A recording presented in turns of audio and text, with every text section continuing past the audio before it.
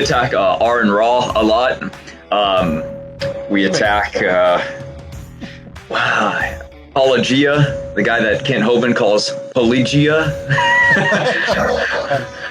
I don't know. We go after pretty much everybody we can. And we didn't really know who Mr. Stick was though until recently. And same thing. We saw his content. And we're like, okay, his video is far and away the most viewed on my site, but it is the least watched. Meaning that more people come to that page to leave comments, but they never let it play more than a couple of seconds. Yeah, that's typical, right? But you've been doing this for longer than me, so you know all about that. I have some experience. Yeah, you got to join our team, man.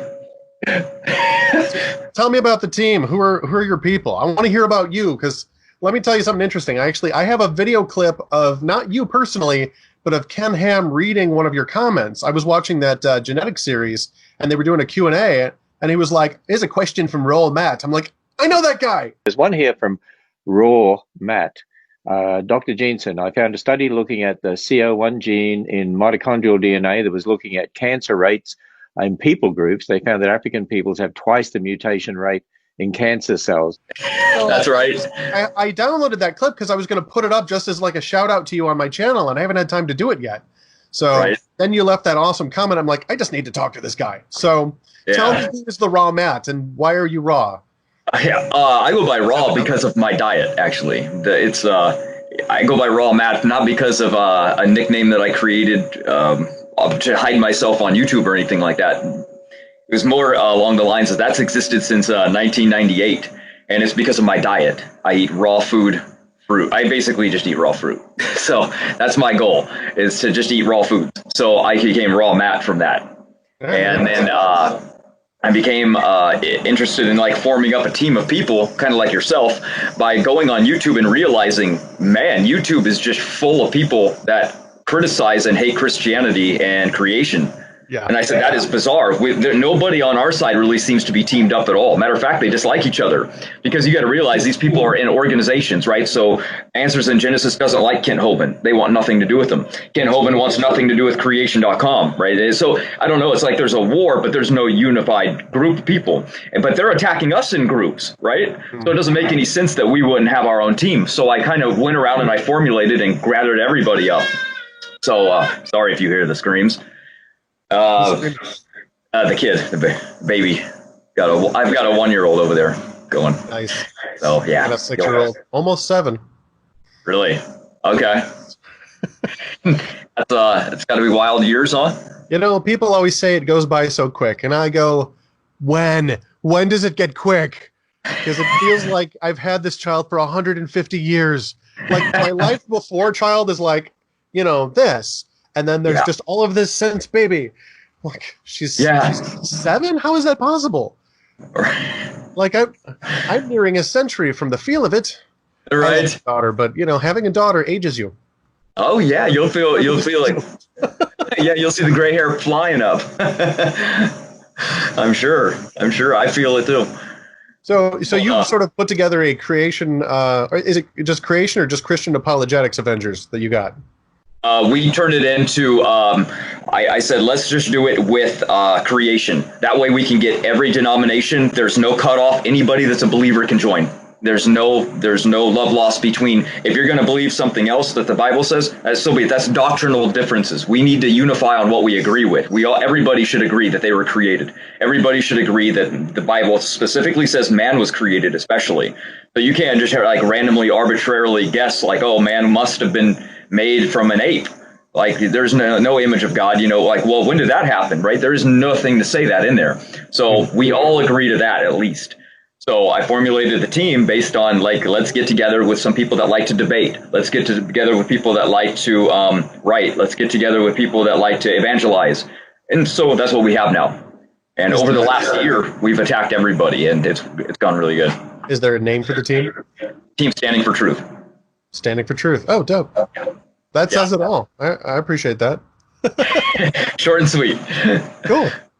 Yeah, right. It's going good, man. We've been at it for about a year. Now we already have books out. We've got, we're coming out with DVDs. We have a clothing line. We've got, we we go on and we do live debates on Modern Day Debate. We used to go on that really biased channel called the Non Sequitur Show, and they just don't let you talk though. They cut you off, and then the moderators start asking you questions. You're like, I thought I was debating this guy. I can't even get a word in with him. Now you're going to cut me off too? I got a little of that last week. Really? Oh, which one? Yeah. Agree to disagree. I was debating somebody called JL Truth about evolution, and he would just go off in 5-minute rants, and I'd be like, all right, I don't know what I'm supposed to say when he's done, because he just keeps changing direction and then not responding to what I said. And at one point, they were like, all right, tell us, your evidence for the existence of God. And I was like, all right, I gave him sort of like a, since evolution fails, there's no natural explanation for life.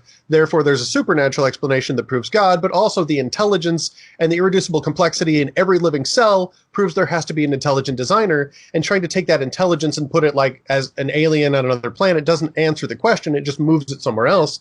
And so, and then I got done with that couple. And then one of the moderators is like, okay, you didn't answer the question at all. I didn't hear anything like an answer. I'm like, do I really need to say it again? Because it will. Wow. Yeah. There's two moderators. One was real nice. The other was busy smoking a lot. And I don't know what he was smoking, but apparently it made him miss everything I said. So the good times. Wacky tobacco. Just loud around him the whole time. And I didn't ask what it was, but in retrospect, I probably should have. Maybe. That's pretty funny, though. They just because they don't like the answer, it's not an answer to them. Remember, it has to be good for them to accept it. That's what I've realized. They only accept certain amount of information. I've also realized that some people are incapable of thinking during what they think is a debate. Like their brain switches into debate mode, which means I don't care what you say, I have to disagree with it. Like a year or two ago, I had what was supposed to be a friendly conversation, but turned into a debate with what was supposed to be one evolutionist and turned out to be half a dozen, apparently. Long story short, but like he said something something along the lines of, it's legitimate to distinguish between the history according to the evolutionary story and the actual mechanisms of evolution. And I said, I'm glad you brought that up. I was just going to say the same thing. And he starts arguing with me.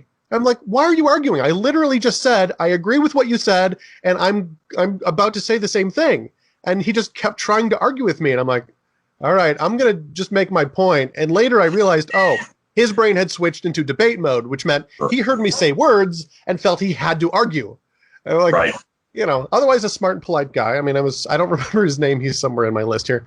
But people's brains turn into debate mode. They just are like incapable of hearing, so that has become my frustration with the whole debate platform is like, there's got to be a better way to do that. But yeah, you would think so. We had a debate that was interesting with Godless Engineer, and so after Standing for Truth, that is actually his name, he goes by on YouTube.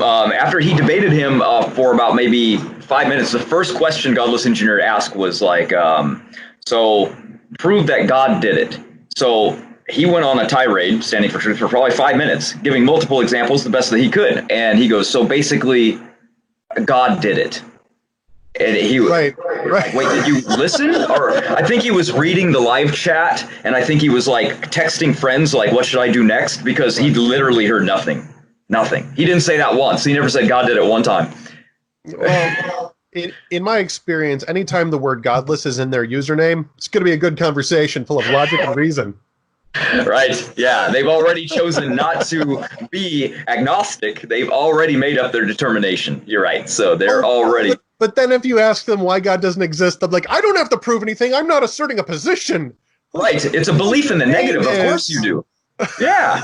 It's a belief in the negative. You're telling me that's not a belief? Yeah. They jumped real quick to that. It's just a lack of belief. But you're still a belief. I mean, it's not like I'm arguing against my cat, You have to believe something to know that it's not true.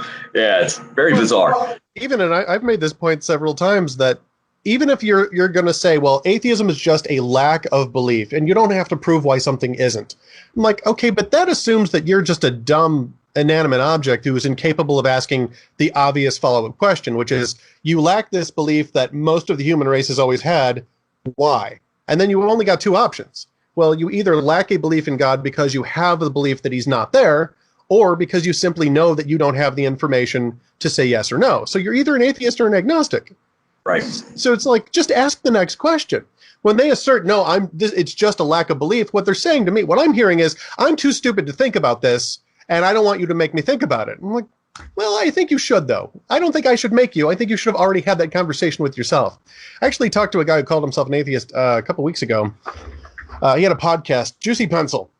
And, when I asked him, I'm like, so, are you actually asserting God's that there? He's like, no, I think, God might be there, but, I'm like, so you're an agnostic. And he went, yeah, I'm an agnostic, but, I call myself an atheist because, and the answer is just kind of, well, at some point, agnostic just kind of means I don't know, and at some point you have to just kind of like pick it arbitrarily, and since he doesn't have the confidence to say yes, he just decided arbitrarily to say no, and I'm like, all right, but at least you're an agnostic. And he said yes. That was the best conversation with an atheist I've ever had. I miss him. I want to talk to him again. That sounds pretty good. Well, and I started thinking about this after last week's debate, is that guy actually listened to what I had to say and responded as if I had said something. But of course, the difference was he and I were just having a conversation like this. We were not having a debate. So I feel like that's it. Once you throw the label debate on there, I feel like people's brains kind of go, have to win. You're like, truth, fact, words, no matter, must win, point. Like, yeah. That's right. They try to throw up questions to trip you up because they know if they can get a question that you might not know, it's a victory. So they're always trying to. Too many questions. Yeah, they'll just bombard you with questions and they'll never accept your answer. It's a really bizarre situation. That debating is actually a skill. You know that. You have to have a skill in it. You have to do it. So without the practice, you're not going to do very good against a guy that might even not know as much as you because they're better at debating. I always tell atheists what they don't want to hear anyway. And I said, the fact is, we don't have to prove anything to you because you're the minority. You have to prove something to us because theism is the vast majority. And I've never heard of anybody ever having to say that the majority has to prove something to the minority. It's the other way around. So also, atheism is asserting the more absurd, collection of beliefs. That you're asserting that information can write itself, that complex machines can build themselves, that the universe could just pop into existence on code. Like the collection of beliefs in atheism is so ridiculous. So, if you're going to make those claims, it's worse than flat Earth. At least the flat earthers acknowledge the Earth is there, whereas the atheists are like, you have to prove to me the Earth is even there. Like, yeah, it can be a simulation. Really? Yeah, that's right. It could be fake. We could be a head in a jar somewhere. This can't be real. Yeah, we could be in a simulation. Yeah, anything but God, right? Yeah, frequently. All right. We could talk about our examples all day, but I still want to hear about you and I'm sorry, give me the name of the group again, because my brain has just lost it. No problem. Standing for Truth. Standing for I'm going to write it down. Standing for Truth YouTube channel. Okay, well, since this will probably go, assuming that Skype is recording right now, I don't know. Skype has never been my friend. It says Skype A is recording the call, so that's you. Okay. You must be A, because I hit nothing to record anything. So. Okay, I got a timer up there, so hopefully Skype is telling me the truth. So if it's recording the way I hope it is, this will go up on my YouTube channel. So tell my viewers who Standing for Truth is and where you can be found, and what, if anything, they can have to do with you. Great. Sure. I have a channel that's just called Rawmatt. It really doesn't have much content on it because I am the video editor for Team Standing for Truth. So if you go onto YouTube and you just type in Standing for Truth, it is the only channel that's really named that has any real content. There are other channels, but you'll specifically see Standing for Truth. And it is a YouTube channel that's geared towards apologetics. It started out as mostly a debate channel, and then it kind of branched out, and now we do almost everything. We try to talk on any subject. We do response videos. We do Q&A. We do group. We get together. We try to get together once a week where we just inform each other of new things that we learn, because for one person that's hard. But if we have one person like Jesse who's studying history, we've got Standing for Truth is over studying biology, I'm studying genetics. We can get together at the end of the week and we can confer with each other and share, like, I learned this, and then the next person tells me something. So that way I don't have to go about trying to learn everything at the same time, and neither do they. So it helps us all grow and improve with each other, and we try to incorporate everybody. We have people come on our channel that are, for example, yourself. You'll be on our channel soon. We also have people like Ken Hovind come on. We have people from AIG, if that's possible. It's a little harder to get them because they have contracts signed, so they can't exactly just join random channels. But if we could get them, we'll get them. And we're getting major people onto our channel now. And this is all within about a year of really trying hard to incorporate it. So Well, I have more than 500 subscribers, so I'm kind of a big deal now. yeah, I saw that video post. Yeah. I'm major. Yeah, just 500 more and you can monetize. Yes, because I'm in it for the money. The atheists keep telling me that in the comments, that we're just in it for the money. And I'm like, someday I will be. Yes. I actually have a merch channel I've done nothing with. I have books on Amazon I've forgotten to mention. So, I'd like to be in it for the money someday, but for the past, 10 years, apparently it's just slipped my mind. Right. Exactly. Yeah. We have books that we release that make us about 25 cents. So, yeah, we're on it. We're definitely in it for the money as well, Yep. Couple million book sales, we'll be able to, if everyone on Earth buys one of those books, we'll be rich. I know. We'll have our scheme will be in motion. That cracks me up.